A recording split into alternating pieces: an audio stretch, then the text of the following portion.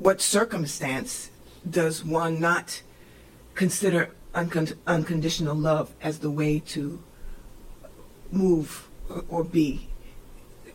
Should we always practice unconditional love, or is there a time when that is not wise or safe? Or yes. Before I go into it, the moment you say unconditional, you're already given up ideas of safety. So the truly, genuinely, the person who loves unconditionally doesn't care about his or her own safety. But that's at the end. Let's start at the beginning. Everybody values love. It starts with wanting to be loved rather than giving love, but wanting to be loved. Children, it's very natural for children to want and need love. It's interesting. Who loves more, children or parents? But parents, yes. You don't have to be hesitant about it. There's no doubt about it. Our parents loved us much more than we loved our parents back. Maybe we love them more when we grow up and we begin to understand them more, and then we love them more. As kids, we sort of took them for granted. Maybe we were affectionate, but all right. But it's strange. It's parents who do everything for the children. And children should be much more grateful and love parents much more, because they don't do anything for the parents. The parents do everything for us. But it's the other way around. And that shows us something interesting about love. The more you do something for somebody, or some cause, or some organization, whatever you're doing for, the more we serve, the more we give, the more we love. It sounds counterintuitive.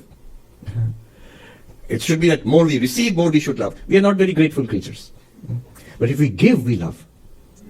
More we love, more we give, more we sacrifice, more we serve, more we invest our time, energy, our life into, more we love that thing, that person, that place, that work, that creation, whatever it is, wherever your love is thrown, we love that more. So it begins with wanting love, that's preliminary. That is childlike or childish. Very soon it grows into a mature form of love, where you give love. But you also want love in return. It's a little bit transactional. Often that is, friends, spouse, partners, that kind of thing is there. I benefit from your love and appreciation, but I also give my love and appreciation and service. That's normal, that's decent. That's what holds human society together. But there's something higher than that. What you said is unconditional love. To love without asking for anything in return. Where you become more and more, you become love itself. And that unconditional love no longer looks for return, because that unconditional love is more return than anybody else could give. It is so full of joy, so full of, it makes your life meaningful. So once one tastes a little bit of that, without any philosophy also, philosophy can help, but once one tastes a little bit of that, it makes your life immediately meaningful. A monk said this once, talking about the different forms of spiritual practice. He said, do you want to be happy right now? And continuously happy and maximally happy? Yes. Fall in love with God. Fall in love, it'll make you happy. But with human beings, it's mixed with a lot of unhappiness. But fall in love with God. Or another way, unconditional love. It'll make you happy right now and maximally so. Immediately happy if you love. If love is there in the heart, happiness is immediate. Second, he says, do you want peace? Yes. Then meditate. Shut down the world, quieten the body and the senses, silence the speech, quieten the mind. In that serenity, in the silence, you will find peace. Meditation gives you peace. And finally goes on, you want truth, then come to Advaita. What is real? But back to unconditional love. Just 2 more points and then I'll stop. Unconditional love will also be expressed as service. I quoted Swami Ranganathananda there, that when you close your eyes, do you feel peace within? When you open your eyes, do you feel love? Is it expressed as service? Is the attitude, what can I do for you?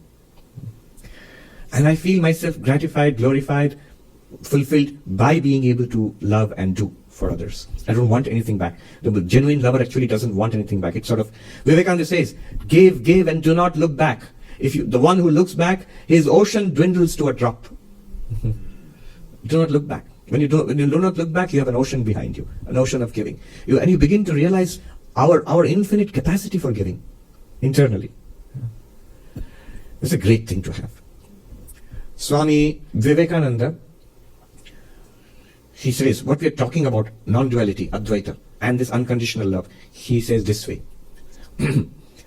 let all vision cease, or if you cannot, Dream but truer dreams, which are unconditional love and service free.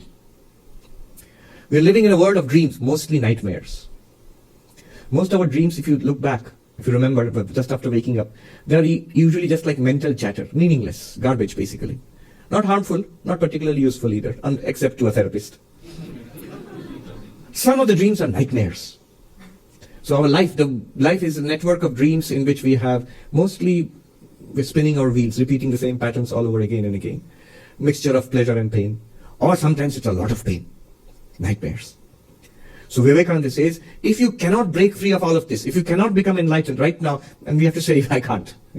It's too difficult. In that case, he says, he gives us this best philosophy of life, the highest, noblest, and practical philosophy of life. He says, if you cannot stop dreaming, then dream but truer dreams.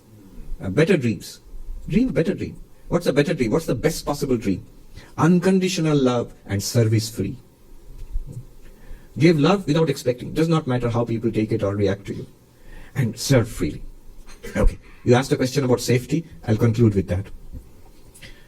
Safety is important. It's practical. Why? Until you are practically a saint who doesn't care about his or her physical well-being, material well-being, until we have that, until that point we are on the journey. We have not completed the journey. And we need a little bit of safety. Sri Ramakrishna says a fence is built around the sapling. You put a sapling in the ground and build a fence around it. Otherwise the goats and cows, if you're in India, they'll come and eat up the sapling. We have the sapling of spirituality in our lives now. It's just beginning, it's budding. You need to protect it. There are people who will ruin it because we are not strong enough to resist. So Sri Ramakrishna gives the example of the snake who was here. The snake who would bite. And once a mendicant, he says a brahmachari, a spiritual traveler, comes along. And the people of the place say, don't go there, sir, there's a snake, a vicious cobra which bites. And he says, it doesn't matter, I have a mantra which will, mesmerize the snake. And the snake comes hissing to bite. And this novice, he uses his mantra and the snake becomes like a verb. And the novice says, this mendicant, the spiritual traveler, he says to the snake, why are you so vicious? Why do you bite? I'll give you a mantra. You repeat this mantra, it'll take you to enlightenment, you'll become enlightened and realize God. And he gives him the mantra and the snake is very overcome and says, sir, what must I do? Well, repeat the mantra and don't bite anybody. Don't bite and don't be vicious. And then he says, I'll come back. And he goes away. And the people of the neighborhood, they begin to see the snake has changed its nature. It's no longer hissing, no longer threatening, until one of the mischievous shepherd boys picks up the snake by its tail and swings it around and smashes it on the ground. And they think that the snake is dead. The snake somehow at night, it crawls back into its hole, it's injured, but it lives. And it comes out rarely because it was afraid of the shepherd boys. And a year later, the brahmachari, the spiritual traveler, is back. And he says, where's that snake? Oh, we think it's dead. It can't be dead. It can't die before attaining enlightenment. I've given it a powerful mantra. Let me go. And he calls out, and hearing the voice of his guru, the snake crawls out of the hole. I'm literally telling you the detailed story as narrated by Sri Ramakrishna. And then the guru, the spiritual traveler, he says to the snake, why are you so thin? He said, oh, because, I have been subsisting on roots and fruits. No, that's not it. There's something else that happened. Finally, the snake thought, oh yes, once those mischievous boys, they had dashed me on the ground and I got hurt. And it has become so non-violent, it had no anger in the mind, didn't remember, with the feeling of revenge or grudge against those mischievous boys. Then the guru, he said, what a fool you are. I told you not to bite. Did I tell you not to hiss? So the point being, safety is important for a long period. That's why we have monasteries, we have convents for nuns, you have ashrams, you have communities, spiritual communities, churches, so that like-minded people who are devout, who want spiritual growth, can be together in a community. It's a protection. And one must not be unwise. How wise a person is when they're building up their business. How wise and careful a person is when they are raising a family, when they have something to protect. Well, you have something to protect, the greatest treasure there is, which is spirituality. One must be wise. Don't bite, but don't forget to hiss also.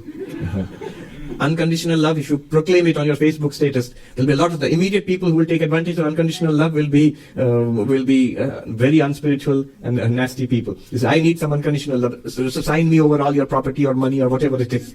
No. One must be wise there.